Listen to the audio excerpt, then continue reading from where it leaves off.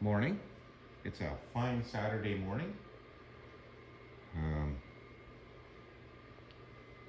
What am I on now? Oh yeah, I came back in last night, and I know that pedal's a little high, but a feller, well, it's function over form, right? So there's my brake release, and it works just fine. I'm gonna have to reinforce that panel.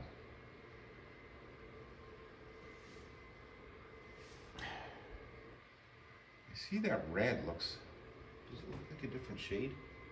Not in the camera. It looks a little darker. I think it's the primer. Anyway, I have decided to make a corporate decision, and it's 4:30 and I'm shifting gears. I am going to raise this thing up, and I'm going to attack the doors. I think that is a necessary evil, because if I spend a week working on the doors, I know I'm done, or I know I'm toast as far as being able to what would we call it? I have a dream of taking this to Alberta, and I haven't put a single mile on it yet. We leave on the 23rd. It's the 11th. That's 12 days.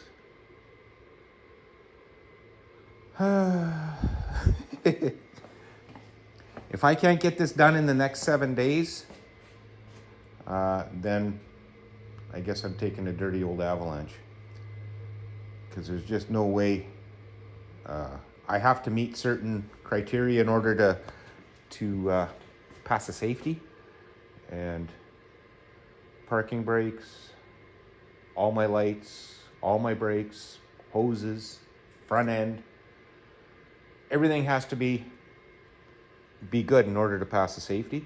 So that's the panic I'm in right now. Now I'm a licensed motor vehicle mechanic and certified inspector for the province of Manitoba, but I can inspect my own, and my business does not do safeties. So basically I have to depend on somebody else to do it, and they're busy. So we shall see if I can get in or not. So maybe they'll put me in the emergency standby, and that means I got to be ready to rip. So I best get on it. Yeah, so I got to get the doors done so I can put weather stripping on, put all the weather strips in. The nice thing is all the seals for the doors are on the doors. Nothing goes in on the body, so that works out good, because while they're off I can do a nice job of it, maybe. Okay, a mediocre job. The seat risers are just this 4-inch light duty I-beam. They're gonna go like this. Of course, after I sandblast, clean, radius the edges and stuff. And what that does is gives me a little channel to build a nice little storage compartment that goes under the seats. All I got to do is figure out a little locking mechanism, but that'll be easy enough. Plus, for the center part, that gives me an option for sliding in an area for the dog, or a console, or cooler, whatever, because I can just slide them in. 2x4s fit in here really nice, just saying.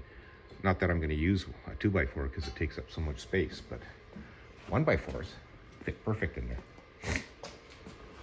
Okay, well, I'm going to get to rocking and rolling. Hey, Pat?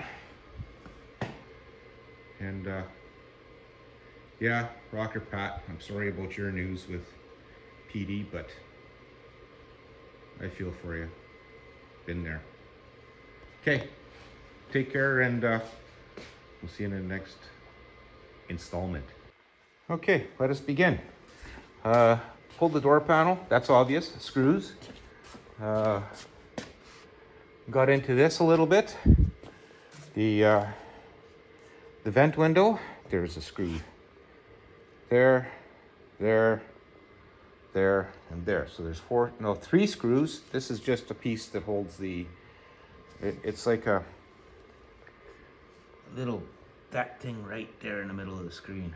I don't know what you call those. Some kind of a button. Anyway, looks like there's 2 screws inside that channel that I've removed already because I'm way ahead of me. But there's a screw that goes in here and here into this piece. And I don't know if there's more, so I'm going to dig into it a little bit. But that's how you get this vent window out, is you got to peel this rubber back. So if you're not prepared to destroy it, don't even get in there. Okay, I'm going to carry on and see if I can get this piece out. Okay, so the channel's the vent window's out. So basically just a stud. I don't know what that nut purpose of the nut was, but yeah, so there's that piece. This isn't too terrible. I think I can just get away with a cleaning and a wire wheeling and sort that all out. I might trim it off here and then seam seal it just to tidy it up a little bit. It's gonna stay up crusty like it is, but yeah, because I don't know if I can take it apart without wrecking the glass, so we're gonna leave it at that. So next I'm gonna pull out this glass, because if I'm welding on the door, I don't really want to be destroying it. So yeah, I'm trying not to be stupid today. Anyway, I'll bring you back once I figure out how to get the door glass out. Dropped the phone, picked it up, it's recording, so I'll just continue. So glass is out. I ended up just pulling it out. That's gonna get sandblasted and clean, painted. This is rubber stuff, is a very sticky kind of rubber called inner seal. I won't find any, so we're gonna use a sticky rubber called urethane or seam sealer, whatever's on tap. And here we're gonna get our first look into the abyss. Oh yeah, there was these 2 bolts right there. Now I think these guys here, I think there's enough room to pop them out with the glass down. So you pop them out, maybe. Might be a little bit of a fight. You pop these out, and I think this track will fit through there. Let me just see. Yeah. So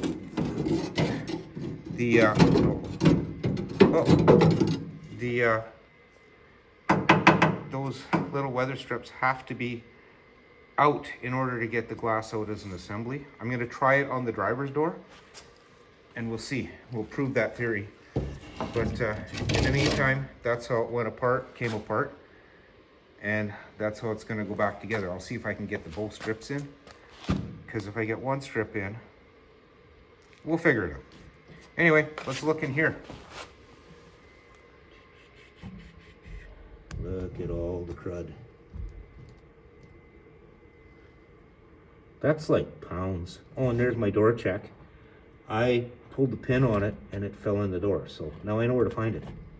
So next, get the door up on the bench and see what I'm faced with underneath. I did have the hinges out before, so those are going to be a breeze to take apart. I won't have to fight with those. Anyway, I'm going to get on with it. Oh, what a wicked game. So here we are. Let's go right to the minus. There we go.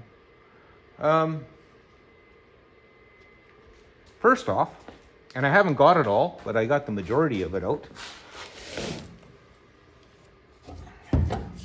Like, I don't know if you can tell. Well, this is a roll of masking tape, so you know how big the box is. There's like 5 pounds of crap. So there's a little more in there, but you get the idea how much junk was in the bottom of that door. I got my door check in place, cotter pin to hold it from falling back in again, some tape to hold the cotter pin. So that's done. I've now started to remove these little clips, and I just wanted to make a reference so I can have an idea where to put them back after. Now it looks like I'm going to be leaving, well, no, that's not a hole. Leaving it from about here. Maybe I'll start here, and I will go from here to this front edge. So I want to make this piece and get it roughed into where I need it. I think I'm going to go for 18 gauge because I have it, and it's a real pain in the ass to work with. So, you know, I'm deserving of that. And yeah, there's a little screw in the corner here that holds the weather strip on. That one, the head's a little buggered, but there's these little tabs. Now, I don't know if they come with the new weather strip because I'm not that observant when I open boxes until it's too late. So yeah, I'll get on with that. And yeah, when you order a weather strip kit, we'll see how it fits, and then I'll tell you where I got it. How's that sound? Yeah, I think I'm gonna go from here east to get that done, and then we will just get this piece done. Yeah, I'll probably go to this height because this here is where the hinge is, and even if I've got to put a little bit of sheet metal in here, that's fine. And then what I'll do is I'll get out to here, and then I'll just plate it in and fill this. Yeah, it shouldn't be that big of a deal. I've seen worse doors, but then again, I've had panels to replace them. So I'm not looking for perfection, I'm looking for Hold's gasket. So that's that. Now why do I not see any mounting points for weather strip on this side? Because it's all gone. And I don't think there was a spot on the body for that side. Because I don't like when yeah, there's no place on the body for weather stripping. Yeah, so, you know, the intention of this is not to film me working, because if you want to watch people work, you can go watch Chad or Brent or Carl. This is basically to share what I've done and pointers in case I find something that's difficult to get through on a particular vehicle, like the one I'm working on today and the last 100 days.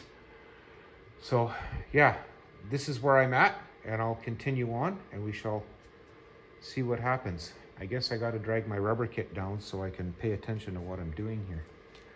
Anyway, that's where I'm at, and I'm going to keep moving forward. We'll see you in a bit. Installment number 6 on this fine Saturday afternoon. It is beautiful out there. Okay, I had some stalls, interruptions. One of them being storage stuff. As you can see, had to drag some bolts out of storage. So that took a little while.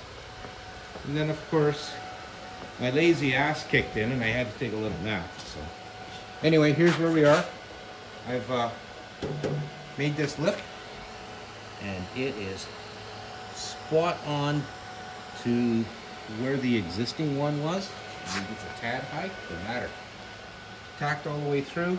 I'm going to nip this here. I'm going to fold it over. And the thickness of 18 gauge across here to be added on. Like I'll just, once I fold this over, I'll be at the edges of the holes. So what I'll do is I'll just add some strips in as filler. Should be fine. Let's see what else. So I'll finish welding this across.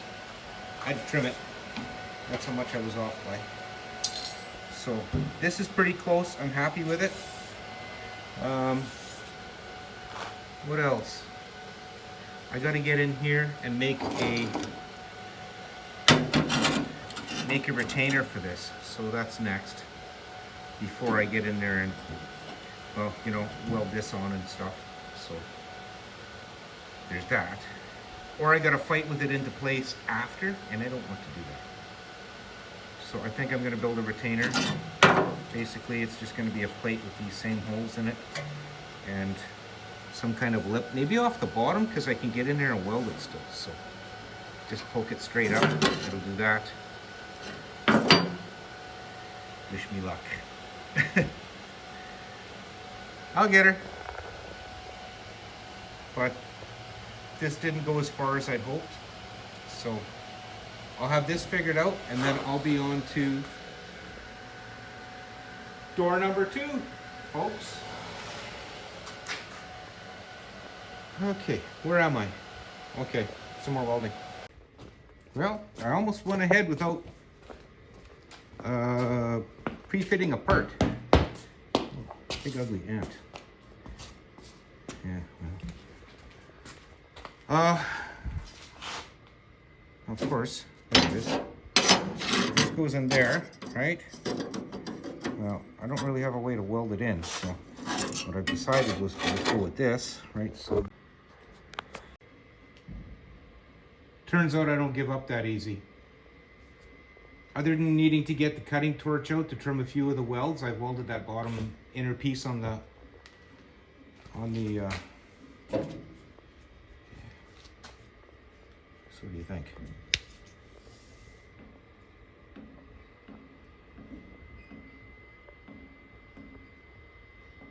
Ooh, got a little out of control there. See a couple little pinholes right there? Don't care. Yeah, but otherwise, that's a door bottom. And it's much simpler than I thought. Now, if I can get this part done, not today, had enough. That looks like a, no, that's not even close. I'm gonna find a piece of pipe, which I might have right there. It might have a similar radius that I can use it as a template. Maybe I should just weld it on. Ha! No. Okay. Geez. It's not really getting late, but I'm getting kind of tired of this already. So, but this is in a good spot. This I'm going to continue on. I'll just cut a couple notches out for these, and then just add that one thickness of sheet metal there. What'll that do? That will move the door out a little bit. No big deal. Couple of thou, 20. Not sure. Anyway, like I said earlier, thank you both for watching. I gotta put my crap away outside, and then I have to go run more errands. And there's more mess in the door, but I've gotten most of it out. So I'll pick it up and shake it another time or two, and I'll just take a few minutes to wait, move that cardboard box out from under here in case it's got some sparks in it, because that thing's full of that asphalt undercoating. If that caught fire, oh, she'd go. Anyway, take care, be safe, see you Monday.